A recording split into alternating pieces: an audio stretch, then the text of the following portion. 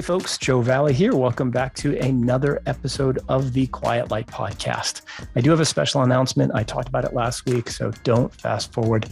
We're looking to expand the type of podcasts we do, and I want to give a shot at basically knocking off e-com crew. My buddy Mike Jackness over there does something called Under the Hood, where he talks to entrepreneurs about their businesses and helps them grow through marketing, which is what Mike does. I want to do an under the hood for folks that want to understand the value of their business and how to pull or push certain levers to make it more valuable. We won't mention product names or anything that's confidential in nature. We'll do general questions and answers, almost like a discovery call that we'd be having with you in private. If any of you are open to that, just hit me up with an email, joe@quietlight.com, and put Under the Hood in the subject line. Okay, on to our show today. Today, we've got Jana from YLT Translations talking about expanding to different countries, whether you start in Germany and expand to the US or US and then you move to Germany, or any of, I think, maybe 30 or 40 or 50 different countries that she works in now. She'll give us the answer to that. I'm going to let her talk a bit about that. Jana, welcome to the Quiet Light podcast. Hi, thank you for having me. How many countries do you work in? Let's get right to that. Well, I think we work in close to 30 countries, so you were right. No, I was good. Depending, e-commerce wise, about 30. And when it comes to Amazon, which we really specialize in, it's about 12 global Amazon marketplaces, basically all of the international marketplaces that Amazon offers. Okay. So I want to talk about what you do with YLT Translations, but I also want to talk about your personal journey as an entrepreneur as well. So can you give us a little bit of background on YLT Translations and what you do there? Yeah, sure. So I founded a company about 3 years ago. It came to me as an idea, to combine my two passions, e-commerce and languages. I am a certified translator, and I have 10 years experience in e-commerce, working as a COO in a very, very big e-commerce company in Europe. And I just wanted to offer a solution that's going to be better than machine translation, and machine translation just proofread by humans, by using keywords and some SEO tools that you incorporate, like when you do research for your website, like different content. Also, when it comes to Amazon, to get more visibility for your products, to get better impressions, to not leave money on the table because your content is not that good. So that was my whole idea, like why I started this. And we kind of specialize in like different areas of e-commerce. And that makes us very special because we're just not like a regular translation agency. We do like a lot of localization as well. So I'd like to see us as like a localization agency that also offers translations as well. What does localization mean in this case? Localization means that, for instance, like if you have a text, or maybe you have like a website, like everyone that they has a website, and then you have like your story like about you, or you maybe have some like very important content on your website. And now like the US style, like how you write things and like text is like very salesy and fluffy, right? But maybe you want to present this like to some other, maybe you want to target like another audience, let's say in Germany or in France or in Mexico. And people don't like that style over there. Like Germans, like they hate being all the super salesy and like, don't push me into buying your product and your services. They're like really like straight to business, very serious. Show me all the features, but don't tell me that your product is better and that I will be cooler because I'm using your product. So you'll have to adjust that. You do it like a little bit of rewriting, and you adjust that style to the target audience that you want to connect with. You actually have to convey the same message, but in different style. And this is what we see, that it's really unique for most of the countries. But the biggest like gap, I would say, like between these two countries is like US and Germany, especially because a lot of e-commerce sellers, they want to expand there when you want to go overseas, like for instance, to Europe. And this is like it's sort of like a very, very interesting, interesting topic to talk about. It makes sense because every client that I've ever had that was from Germany was very direct and to the point. There was no jokes or telling stories and getting to know them on a personal level. It was all business all the time. So what you're saying in a nutshell is that you can't just simply take the US text and use Google Translate and then put it up. No, You not even.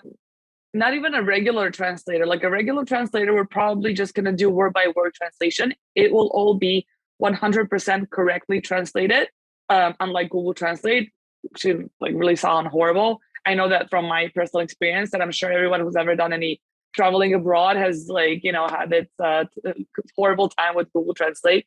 But like a regular translator, they're just going to translate like word by word. It's fine when you translate like how to fix your vacuum cleaner, which you get like your instruction written in French, like you want to translate to English. But when it comes to your content and you want to put out there anything, like if you like if you have your own book, like if you want to promote your book, you want to do it differently in different languages. You want to have the same approach that you have to your US audience, to different like audiences, which you can do with a little bit of rewrite, using native people that understand that they're writing a new sales copy and not just like translating that as it is. And of course, using keywords, that is absolutely mandatory, because a lot of entrepreneurs and a lot of business owners, they never take advantage of having SEO done on their websites. They just use their websites as their business cards, and that's fine. But what they're missing out on is like they're missing on so much potential that their website can give them.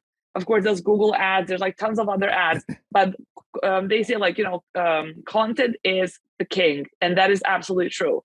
And that's something that you want to build long-term, and you want to really get your website indexed very well on Google. And that really saves you a lot of money, for instance, like using Google ads. When you first began YLT Translations, were you just doing a favor for a few friends that knew you spoke five languages? Is that right? Am I recalling that? Yeah, I speak 5 languages. Yes, just out of curiosity, which languages do you speak? I speak German, Danish, Norwegian, French, English, and Serbian is my native language. So I speak 5 foreign and 1 native language. Okay, 6 altogether. And you started out just with helping some friends 3 years ago. Fast forward to today, I think you told me in the pre-interview you have like 80 contractors now. Yes, they're not insane. Contractors. Actually, they're like full-time employees. Actually, it's 80 full-time employees. Crazy. Right. Yes, anybody listening that's an entrepreneur understands that's crazy. Build it in 3 years. It's possible. If I could pull this off, like I'm sure everyone else can do the same. We do have some contractors, but we have 80 full-time employees for now. Maybe even 100, hopefully by the end of this year. It's dealing with the international payroll's got to be crazy. I can't imagine how you do. Yeah, but I have an accountant. She's great. I have a lawyer. He's also great. So they handle all of that. And I'm gonna tell you a little secret. It's called what is it? What's the name of it? It's called Deal, like DEEL. So whoever's like dealing with like international crowd, and I know a lot of people are paying, like fees in the Philippines and maybe like, Ukrainian developers and so on. Like this Deal, they, you don't have to use them, but what saved my life when it comes to like contracts and like what I offer to international employees is that you can see like different examples or real contracts according to the country where somebody is based, and you can download it and use it, just gonna adjust a little bit. And they're like 100% legit contracts. So that was really, really interesting. Deal.com, DEEL.com. Excellent. Yes. Very cool. Yeah. All right. And so these 80 employees are native speakers of the local countries that will then take the text and translate it to have it make sense on a local basis. Is that correct? Yes, absolutely. And they're also trained to use all the keyword tools that you need. Like for instance, like for websites, I would always recommend to use SEMrush. That's SEMrush. Mm-hmm. That's like absolutely the best tool out there. And if you haven't updated and optimized your content on your website, and you have some good blogs, you have some like really good content out there, this is something really you should really, really consider. Even if you have like YouTube videos, SEO can help and push those videos just like by using correct terms and keywords in that description, for instance, box. Everything is very, very important. Like content is literally everything. For instance, for our website, Google Ads didn't do much, and we didn't attract an amazing crowd, but we've got like so many organic visits on our website just because people found us on Google. When you type something in, we show up. And I mean, this was not always the case, because when I first picked the name, even though this was like very stupid of me, but honestly, even though I know a lot about SEOs and everything, and I worked at a company with 400 employees, I was their COO. Basically, I was running the whole thing. I picked a completely stupid name for my company because I talked to my mom and she was like, well, like you should do like an acronym of your name and blah, blah, blah. And I'm like, sure, let's do it, mom. I mean, I'm listening to my mom. And I'm like, sure, let's pick like YLT, which kind of stood for like Jana Linguist Team, the translations. And so I picked that, and I was not even like, just doing none of the research that I should have done. And I just kind of bought the domain name. And then one day I was just like, okay, let's get serious about this business. Let's like start, doing content, like the different stuff for the website. So I just typed in like YLT Translations, and of course we didn't show up on page 1, but what showed up on page 1 and 2 and 3 was the Bible, the Young Literature Translation of the Bible. So that's what happened to me. It was like me versus the Bible. And I was like, how am I going to do this? And it took me about 6-7 months. I hired a great SEO expert team, and they helped me, rank back to page 1. Now, and when you type like, let me interrupt for just a sec, because when in terms of language and translations, when you worked on your SEO, did you do it in multiple languages? No, I did it in English because my target audience is US audience. Okay. So in terms of your services and what you provide to entrepreneurs, we talked a little bit about the breakdown between somebody who's got their own website and sells D2C versus selling via Amazon, where obviously there's incredible growth. What percentage of your customers are Amazon based that are expanding to different countries versus a D2C site? Most of them are Amazon based, but like most of them were either like brick and mortar, type of business, or they were just, D2C, and then they just kind of hopped on the Amazon train, and they're like off to different places.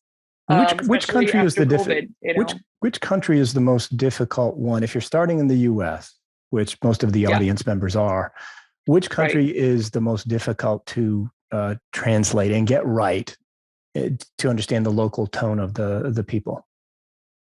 Right. Well, I'll start with like the easiest ones. Of course, are Canada and Mexico, and most people just decide to go to those two because they're like kind of very, very close, and that's pretty easy because also like US sellers are kind of really familiar with Canada and Mexico. It's not like anything too foreign, but I would say that it's really difficult for US brand owners to understand the mentality of something which is outside of the US, especially because like, why would we need anything in different language? Because we speak English, and like, Harvard Business Review says that, 45% of the world speaks English. And that means that if you leave your content in English and you want to target others, because like, of course, US is the best marketplace out there because like the biggest, most opportunities, but we have like a lot of, very, very big brands that kind of hit the wall in the US, and they're like, there are too many competitors. There's like tons of problems, and they want to go elsewhere because like, the marketing, like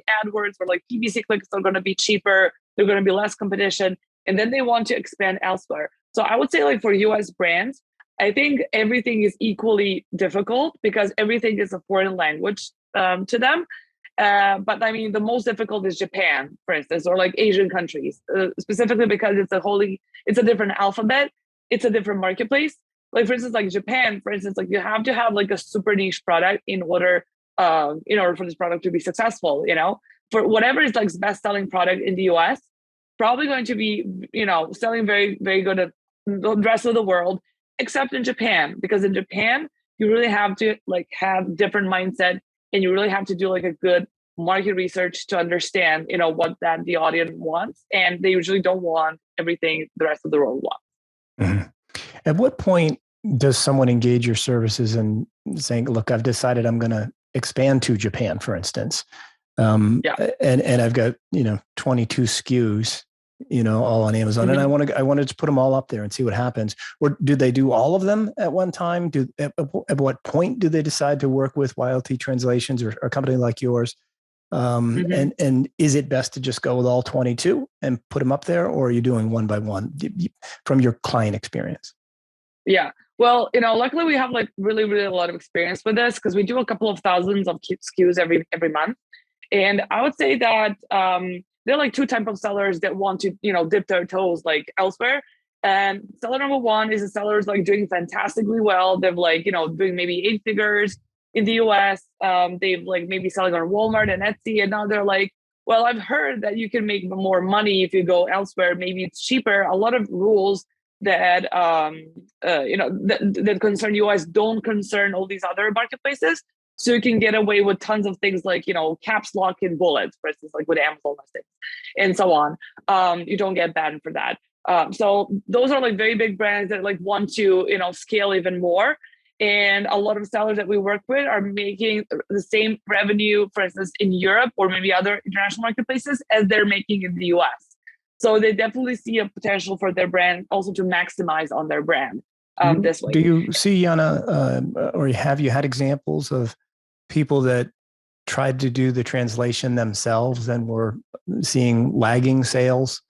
And then you came in and made it very localized. And do you have an example of that where people saw a big change because of the change of tone of the local language? Oh, yeah, absolutely. We always do like a free audit. We always like to, tell people like, look, this is what you can improve and this and this and this. And 90% of those listings are Google translated because just people use Google Translate. Or for instance, like if you use like talking about Amazon, like the Launchpad, like a system, like they just kind of put the Google Translate in it. And we actually work with Amazon directly. They reached out to us because they want to send us a couple of sellers. So to do the like beta testing to see like how well the translations done right work. And they've got like at least 20% increase in sales, which really kind of makes me happy because it's a no-brainer because if you use Google Translate or if you hire someone to do like a proper translation, it's like a nicely translated text. You don't have any keywords in your text. So keywords are everything. Like if you don't have keywords, your product will not pop up like when people type, like travel. But if the keywords are, I'm confused because if the keywords are in the English version on Amazon.com, wouldn't they be there in the German translation of it? No, of course not. Because if you translate one keyword as it is to another language, it doesn't necessarily mean that it's also keyword on this other language. What you need to do is like you need to do the keyword research separately for each marketplace.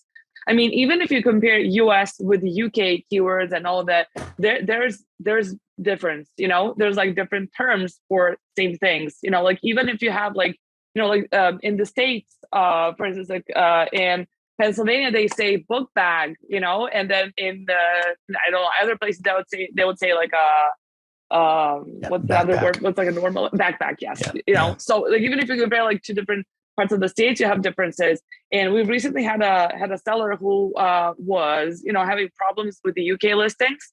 In the US, he was ranked for baby diapers. So the word diapers was very important for him. He used diapers in the UK and he was like, I'm not getting good results. And that's why diapers, like that word is used for adult diapers in the UK and not for kids. He should have used the word nappies. So that's the word for diapers, for instance. Okay. And just imagine two completely different languages, how big of a difference and there is. Google Translate won't translate diaper to nappy. No, of course not. Google Translate is just like a very, very basic machine tool. And it will not give you a full SEO optimized copy, let alone, like keyword research that you really need to do. And this is how I see like people spend a lot of time and money just kind of wanting to go elsewhere, like, launch products in like Mexico, and they couldn't care less about content. Just do Google Translate. And then, just think of like all the Chinese sellers and all the Chinese brands having their websites, and you read this in English. Like, do you like this content? Not at all. Like, would you buy? Exactly. When you say it that way, product, and when you say it like that, now I know exactly what you're talking about. I will read a description. I'd be like, these people are not native English speakers. And it just casts a shadow of doubt on whether it's a quality product, simply because they didn't take the time to properly translate it. When you say it like that, it makes perfect sense. Yeah, makes perfect sense. So what's the process like timing wise? Let's say I'm ready. I've got 22 SKUs in the US and I want to go ahead and expand to Germany. Expanding is fine. Maybe I'm working with Kevin Sanderson over at Maximizing E-commerce, and he's helping me expand internationally. But at what point do I engage services like yours. Right. And I just didn't mention the second type of sellers who wants to sell internationally. I stopped at the first one. So the second one is basically the one that kind of hit the wall, and they like, they can't, be the competitors. Maybe their product is too expensive, like tons of problems, and they want to go and try elsewhere, which could be successful in, certain times, sometimes not, but it's always like good to try. So there's like two types of sellers that go there. And to answer the question, is it like 22 SKUs something you should begin with? I would not recommend that. Usually what brands do, I mean, you should do 22 if you have like 600, SKUs, and then you want to test out the top 20 best sellers. Like people usually start like small, let's say like maybe 10% of their whole inventory. And then when they see, that they're getting results, then they kind of start rolling out like other products as well. So basically, you first have to have a business plan. Like that's like a lot of entrepreneurs, how you have like your OKRs and, everything like set up in place. This is how you should have like for the international expansion. Like you should think of like, okay, so what the first is like VATs, like the inventory, Sure. like tons of things like put in place. Yeah. And then like basically maybe like a month before you are about to get your VAT registered, number registered, then you do the content as well, and you get ready for those PPC campaigns with keywords and such. So I would say not before that, because even if you do the content, it will just stay there as it is. In the meantime, things can change. Maybe there's like going to be some update from Amazon. Some things will be banned. There's like tons of things that could happen if you keep the content. You just said something that I think answered my next question. So using proper translation services like YLT it's not just limited to the content inside the seller account that people will see when they do a search for the product. You're also doing it for the paid advertisements as well, and their websites as well too. Yes, absolutely. We cover basically all of your content out there, like your follow-up emails, packaging. We even have like our in-house design team. We could like, have an idea what you want to change for other marketplace. We can make that happen as well. So we basically cover everything connected with content, any like customer service questions you need like help with, answering in the target language. Basically everything when it comes to you as a seller, they want to take care of like everything you have in English. You should have it localized. We can take care of everything. Okay. And you've seen people have 20% bumps in sales just by doing proper translation services. Just when doing localized content with keywords. Like without keywords, you would not get good results. Okay. Yeah. You were saying that before. You were saying keywords before, and I didn't quite get it. But now, when you talk about the fact that diaper in the US is translated as nappy in the UK, now I'm talking more about like long tail keywords, because that's what you want to be ranked for. Like for instance, like a travel mug or like plastic travel mug. Like this is something that, so when talking about keywords, I'm referring to what would people type in order to find your product. Like, like you don't want people to write diapers and then your product shows up like in the middle of like adult diapers and you have like your baby panda diapers, like you don't want that, because you'll be like ruining that, honeymoon period that Amazon gives you. Like you're spending a lot of time, money, ranked for completely wrong things just because you use Google Translate, because Google Translate would translate the diapers, to any other language as it is diapers. And you don't know how do people actually call, diapers in other languages. I mean, just look at UK as like, nappies. I mean, it's just, it's very, very different. And people don't think a lot about the importance of content, unfortunately. Yeah, no, it totally makes sense. I had not thought of it that way up until chatting with you in detail. So it makes total sense. And across all aspects of it, especially the paid media, because you're actually spending real dollars there. You want to have it get the right message. How do Jana? How do folks reach you? How do they get in touch with you and get that analysis that you mentioned earlier?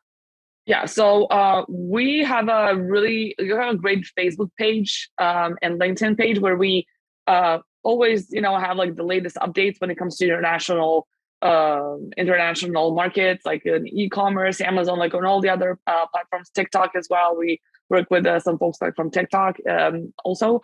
But the best way for us to like do an audit would be to either contact me You can add me on Facebook or LinkedIn, Instagram. Like I'm on all the social media.